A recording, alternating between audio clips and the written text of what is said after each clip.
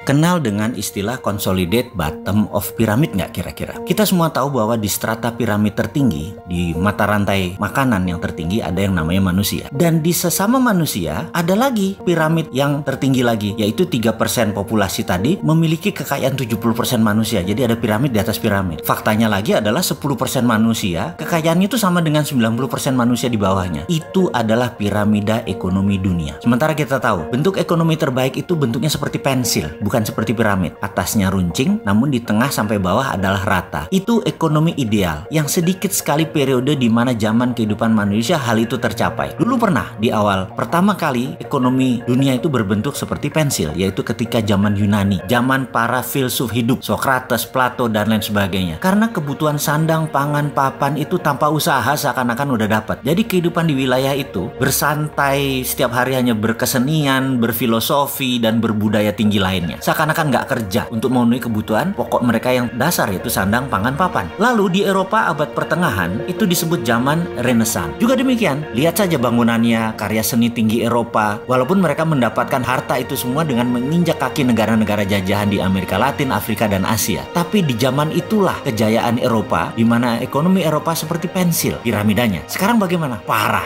Dasar piramidanya lebar, mengecil di tengah, serta tinggi tajam di atas. Karena apa? Karena selain the winnersnya sudah ada, the winners takes all, mereka juga menggunakan kekuatan pemerintah sebuah negara untuk menjadi pion mereka, mengatur agar kekayaan mereka menjadi abadi. Itulah strategi para kapitalis di top of pyramid pada saat-saat ini. Setelah itu ada lagi, ternyata mereka di atas tuh tidak bercerai-berai, mereka di atas tuh consolidate, bergabung bersama. Jadi sudah kecil, sedikit, kompak lagi. Jadi secara individu, mereka ini menguasai piramida terbalik. Jadi kalau jumlah mereka, piramidanya benar, tapi secara harta yang kecil itu menguasai piramida terbalik, hartanya terbanyak. Jadi sistem apa yang mereka gunakan untuk mempertahankan kekayaan mereka itu? Yes, benar, mereka menggunakan bank. Bank itu kapal keruk harta tabungan orang-orang kecil, dikumpulkan di mana-mana lalu diberikan untuk komunitas 3% pebisnis. Karena pebisnis yang punya jaminan hanya 3%, sisanya walaupun nabungnya di bank yang sama nggak akan keluar dikasih kredit atau pinjaman. Gila nggak tuh? Setelah itu, Kementerian Keuangan, Bank Indonesia semua membuat aturan melindungi yang 3% itu untuk keuntungan yang 3% itu. Jadi rakyat kecil melihat bank sentral, melihat bank adalah simbol kapitalis. Coba lihat KUR ya, kredit usaha rakyat. 1 bulan bunganya 2% atau setahun 24%. Itu buat rakyat. Sementara kalau buat konglomerat setahun 9%. Bayangin, itu realita kan? Ini gila kalau didiamkan. Lalu ke depan bagaimana? Kita ini bukan tukang ngeluh. Kita ini ingin memberikan solusi walaupun rada nyeleneh. Karena kita harus memberi peringatan kepada semua orang dan memberikan solusi. Jadi caranya gimana? Yaitu dengan new economic model, yaitu dengan cara konsolidasi bottom of pyramid. Itu teorinya. Dan prakteknya kita sudah bangun. Bahkan